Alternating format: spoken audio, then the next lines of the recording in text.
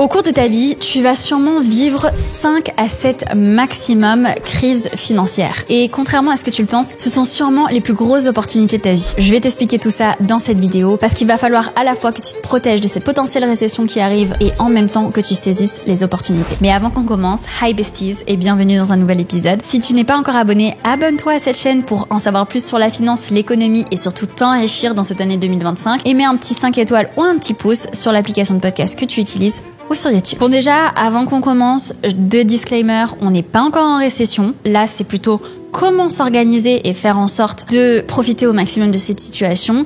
Et deuxièmement, oui, les marchés baissent, mais s'il te plaît, ne vends pas tout ou ne transforme pas toute ta stratégie d'investissement parce que c'est tout à fait normal ce qui est en train de se passer et c'est plutôt une opportunité. Maintenant que ça c'est dit, je peux commencer par t'expliquer tout simplement qu'est-ce que c'est une récession et pourquoi on dit notamment aux États-Unis qu'il y a une récession qui est en train d'arriver. En fait, une récession, c'est une baisse significative de l'activité économique d'un pays et qui va durer sur plusieurs mois. La mesure qui est reconnue de manière officielle, c'est quand le PIB recule pendant 2 trimestres consécutifs. S'il y a un seul trimestre où le PIB recule, ça va pas être considéré officiellement comme une récession. Donc qu'est-ce qui se passe en fait en période de récession? C'est important de s'y préparer parce que généralement dans des périodes de récession, donc on a une croissance qui ralentit, donc une économie qui ralentit de manière générale, qui va pas forcément être dans une bonne situation. Ce qui est arrivé en fait juste après le Covid, on a connu une situation un peu similaire à ce moment-là. Donc ça veut dire qu'il y a notamment pas mal de personnes qui perdent des emplois. Il y avait beaucoup de changements au niveau des entreprises, donc réorganisation économique. Ensuite, il y a des entreprises de manière générale qui vendent moins parce que les gens ont un peu moins d'argent ou sont plus frileux, ont plus peur de la situation,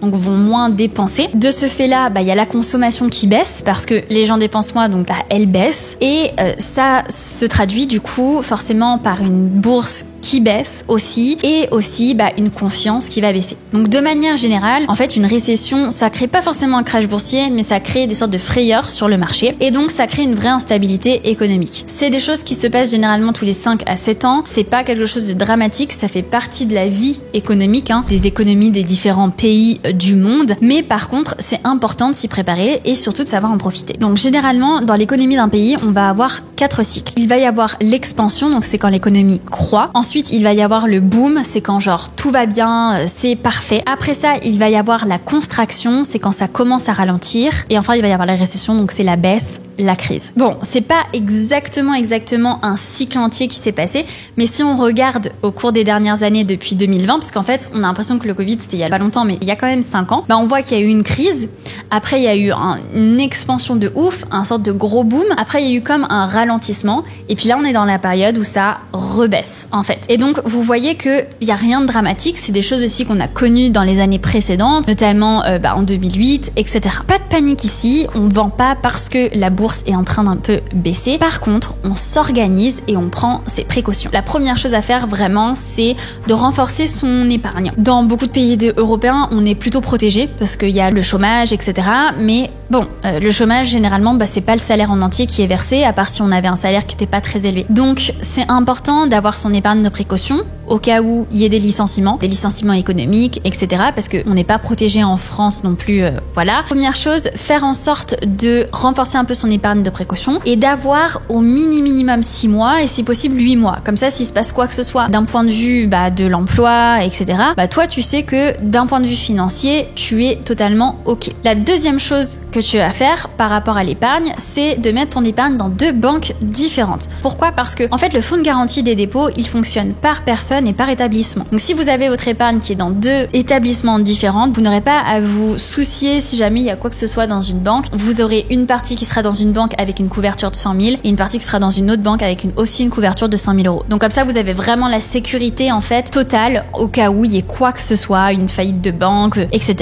Vous avez vraiment une bonne protection parce que vous avez votre épargne qui sera dans 2 banques différentes avec 2 fois le fonds de garantie des dépôts qui est disponible et accessible. Ensuite, la deuxième chose qu'il faut faire pendant une période de récession, c'est continuer d'investir et d'en profiter. Donc là, vous l'avez vu, donc c'est un peu, il y a des petites montagnes russes actuellement à l'heure où je vous filme cette vidéo.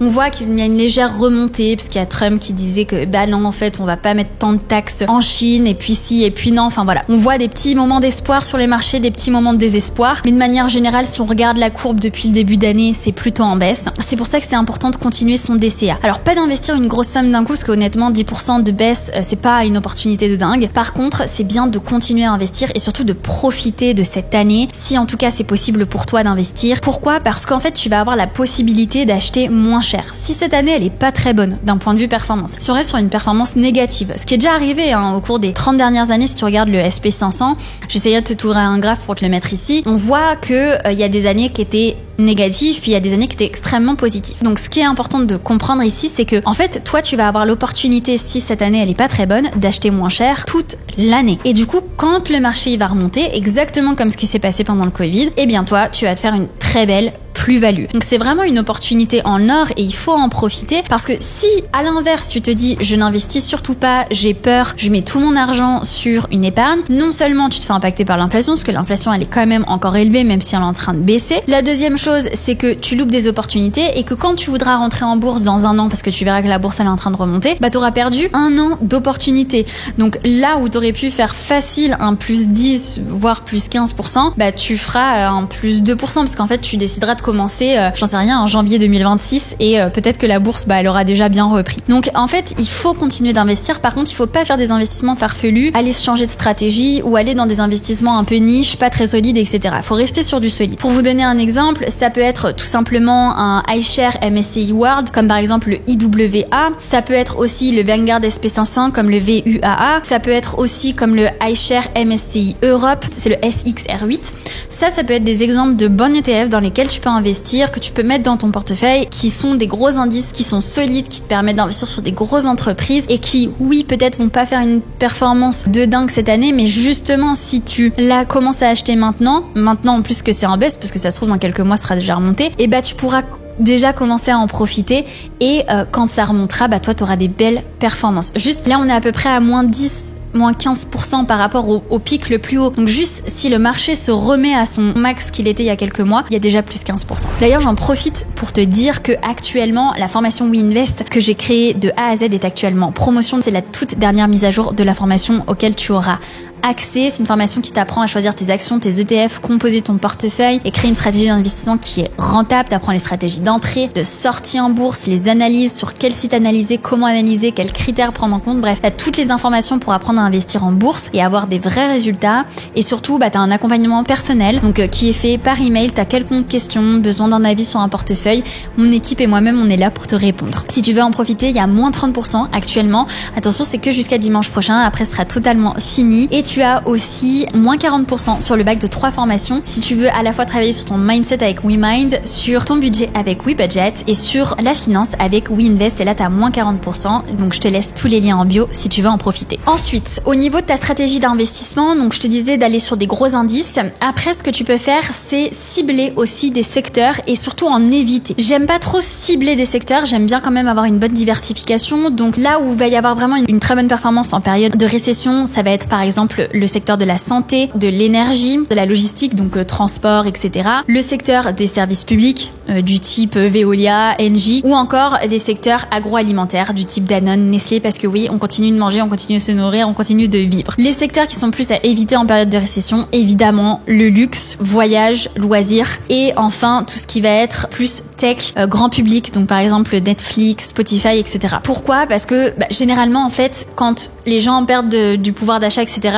ils vont en priorité réduire leurs dépenses de ce point de vue-là, donc forcément les entreprises sont impactées, alors que tout ce qui est nécessaire va continuer d'être consommé de manière normale, en fait, tout simplement. Donc ce que tu peux faire, c'est si tu es sur des, par exemple, portefeuilles avec des actions ciblées, etc., éviter de trop cibler certains secteurs qui peuvent être lourdement impactés et soit privilégier certains, soit tout simplement prendre des ETF avec plusieurs secteurs et éviter qu'il y ait des secteurs qui aient une pondération de plus de 30%. C'est-à-dire quand vous regardez un ETF et que par exemple il y a toute la liste des secteurs et qu'il y en a un qui a plus de 30%, faut plutôt éviter parce que si jamais ce secteur est lourdement impacté, votre ETF de manière générale le sera aussi. Ensuite, ce qu'il faut en période de récession, c'est adapter ton portefeuille à ton âge. Alors pour les personnes qui ont moins de, on va dire, une quarantaine d'années, franchement, il n'y a pas à trop s'inquiéter. Par contre, pour des personnes qui approchent de l'âge où ils voudraient potentiellement utiliser en fait leurs investissements, il y a une règle. Il y a une règle qui est intéressante à faire, c'est de prendre son âge, de l'arrondir à 5 5. Donc par exemple, imaginons que tu as 33 ans, tu vas l'arrondir à 35 et tu enlèves 10 et ce serait le pourcentage que tu devrais avoir d'obligations et d'or dans ton portefeuille. Personnellement,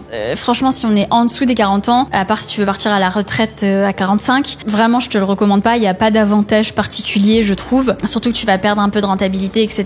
Par contre, si tu sais que dans les 5-10 prochaines années, il y a possibilité que tu veuilles utiliser une partie de ton portefeuille, ça peut être bien d'avoir une petite partie qui soit en obligation et en or. Obligation de court terme, c'est hyper important, surtout pas de long terme. Donc en obligation et en or, c'est une bonne chose parce que ça va te permettre en fait tout simplement de limiter ton risque et de limiter les fluctuations et la volatilité. Parce que en fait, ce qui se passe d'un point de vue économique, c'est que en période de récession, quand les actions baissent, les obligations augmentent. Donc franchement, on le voit très bien. Je vous mettrai un graphique ici. On voit la performance des obligations au cours des dernières années. Bon, il y avait beaucoup d'inflation, ça a plongé et les actions ça a augmenté. Et il est possible par exemple que cette année, ce soit l'inverse en fait. Surtout qu'il y a les taux d'intérêt qui sont en train de baisser, que ce soit en Europe, que ce soit aux États-Unis. Donc les obligations vont recommencer à performer. Peut-être cette année, la situation des actions, étant donné tous les changements d'un point de vue politique, etc., elle baisse un peu. Comme on peut le voir, et c'est ça qui est très intéressant, c'est qu'il y a quand même quelque chose qui est hyper cyclique dans l'économie et que là, ce qu'on est en train de vivre, c'est ce qu'on a vécu il y a maintenant 5 ans et encore il y a environ une douzaine d'années. Et en fait, ça va sûrement se répéter. Et c'est pour ça que c'est important de bien comprendre le marché et pas d'être dans la peur, dans la frayeur et de réagir de manière émotionnelle, mais plutôt de manière rationnelle, en regardant les chiffres, en regardant les courbes, en comprenant d'un point de vue économique ce qui est en train de se passer, juste en sachant que on est dans une situation où potentiellement là on est dans une récession, la bourse elle va baisser, il faut patienter et il faut saisir les opportunités. Et la dernière chose qu'il faut vraiment que tu fasses dans une situation de récession, c'est toujours d'être bien diversifié. Donc au niveau de ton portefeuille, certes, comme je te disais, il y a les secteurs, mais il y a aussi les régions. Je sais que parfois il y a des personnes qui me disent oui, si j'investis comme dans le S&P 500, ça suffit, etc. Non, moi personnellement, je trouve que ça ne suffit pas. C'est important d'aller sur d'autres secteurs, de ne pas avoir qu'un seul pays, tout simplement parce que imaginons que les dynamiques changent et qu'il y ait d'autres pays qui soient plus performants. Imaginons que cette année, peut-être les États-Unis ça performe moins, mais Singapour, les Émirats Arabes Unis et l'Asie-Pacifique performent mieux. C'est important en fait de bien diversifier ton portefeuille pour quand même avoir un bon rendement, pouvoir profiter aussi des potentiels rendements d'autres régions et aussi éviter d'avoir trop de pertes, d'avoir un sorte d'équilibre qui se crée sur ton portefeuille. Donc c'est très important d'avoir quand même une bonne diversification pour profiter de la performance d'autres pays, profiter des opportunités, tout en ayant quand même une bonne concentration sur les États-Unis qui sont, ça reste quand même le marché qui performe le plus. Donc voilà, c'est tout pour moi pour aujourd'hui. Si jamais cet épisode t'a plu, n'hésite pas à mettre un petit like et surtout à t'abonner à la chaîne. Et nous, on se retrouve la semaine prochaine pour un nouvel épisode Finance. Je te dis à très bientôt. Ciao, ciao!